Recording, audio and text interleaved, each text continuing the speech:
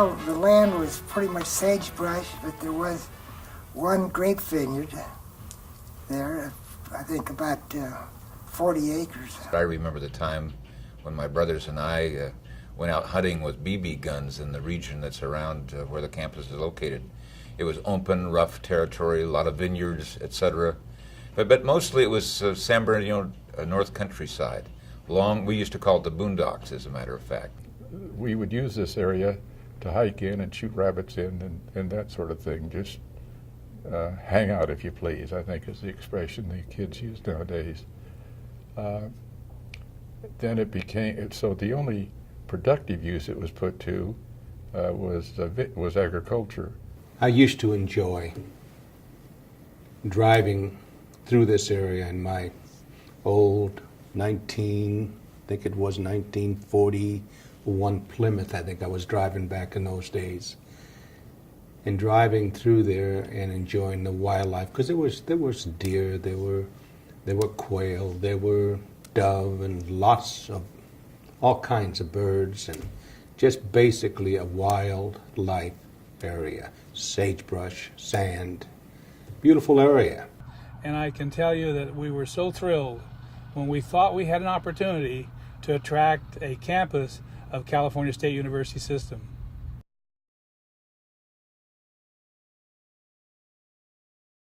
We made a total commitment at all levels of government and at all levels of individuals and corporations. There was a total commitment to have a college here. The Kiwanis Club of downtown San Bernardino planted some 400 trees out here prior to the arrival of the committee, and I can assure you that 3 feet down are nothing but solid boulders, because we personally ran those digging units to get down there, plant these trees, and show the people in Sacramento that this community would be very supportive.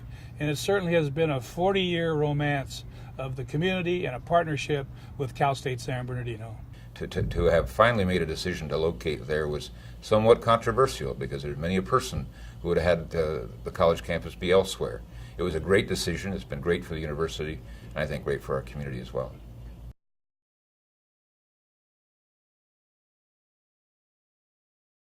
You see shopping centers, you see houses, you see industrial buildings.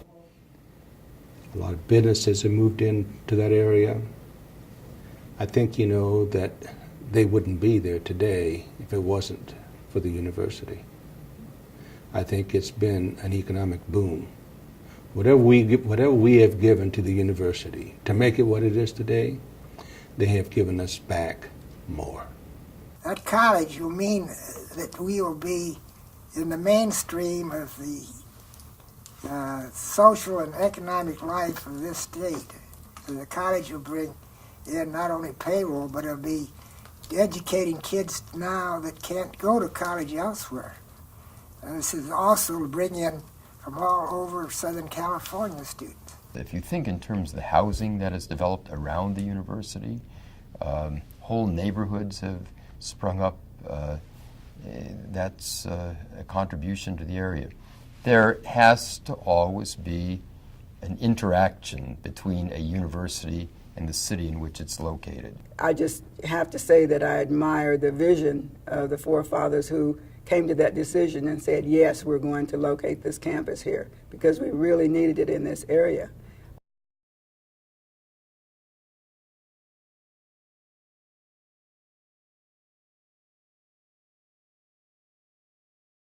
The idea was to create a student, a graduate, that was both literate and was able to communicate in writing as well as in the spoken word.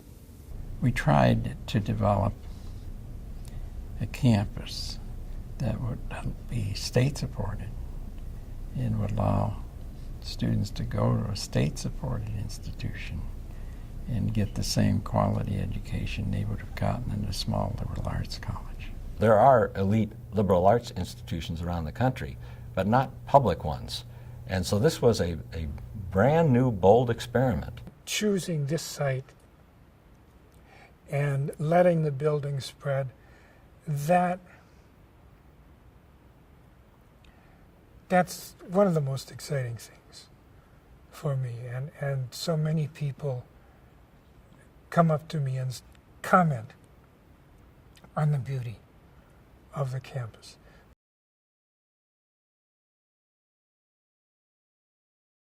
Back in the early years, the campus was small. We had a close connection with the faculty. We had close, small classrooms.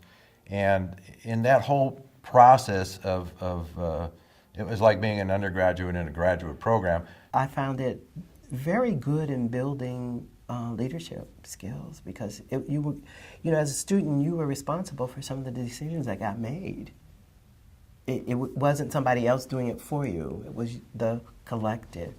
And that was a very interesting model, and it put us in various ways into the limelight to speak and to make decisions. And I think that helped me afterwards when I was looking at other kinds of opportunities. Yeah, I can do this. I did this at Cal State San Bernardino. When I was an undergraduate student, I was doing this. I can do that.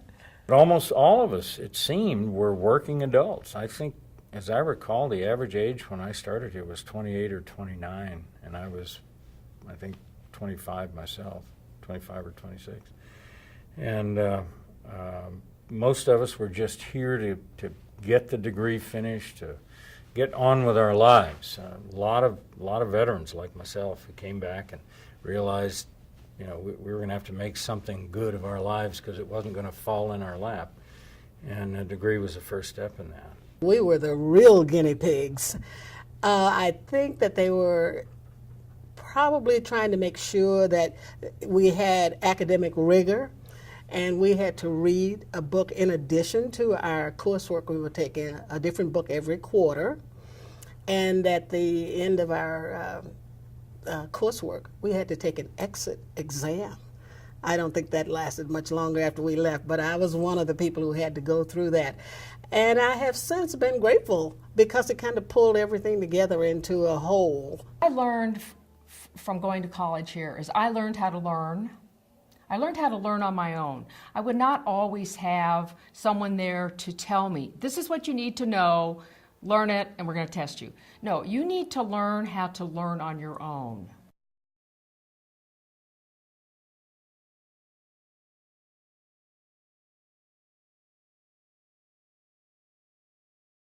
What our thought was, we ought to maximize the opportunity for all the students to participate. This is why one of the first buildings that went up was the gymnasium with a swimming pool, tennis courts, handball courts. And the idea was for the students to be physically active.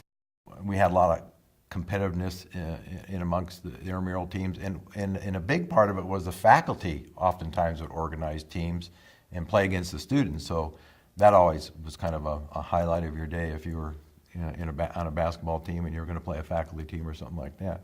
It's always nice to kind of beat up on your faculty now and then if you can, even if it's on the basketball court. Why were we selecting colors and a mascot without any teams? I mean, it was kind of like everyone knew inevitably someday we'd have teams, although we didn't want to admit it.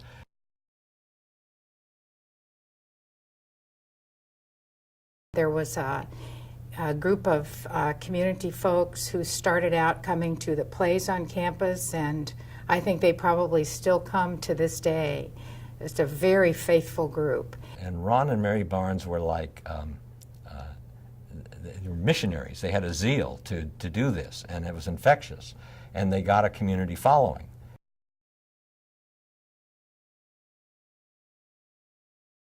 Most of our students were the first in their family to graduate from college. It certainly had a tremendous impact in my life. When the opportunity came for me to move on up the line, those positions required a degree. And as the timing worked out, I received my degree at just about that time. And so that opened the door for me to move on up in a higher level of responsibility and eventually becoming president and chief operating officer of Kaiser Ventures. It was an example to my children of how you can achieve, and achievement pays off for you.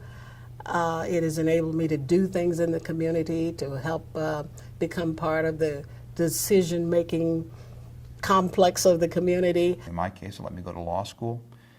It gave me the chance to see a world that I had never seen before and wouldn't have seen in any other way.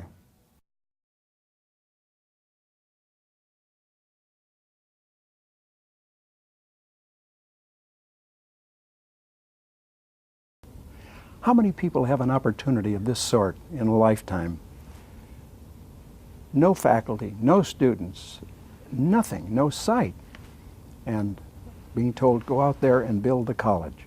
John Pfau had very high academic standards, and he had a very bold vision, and that was infectious. I mean, the people who came here in the beginning really signed on to that.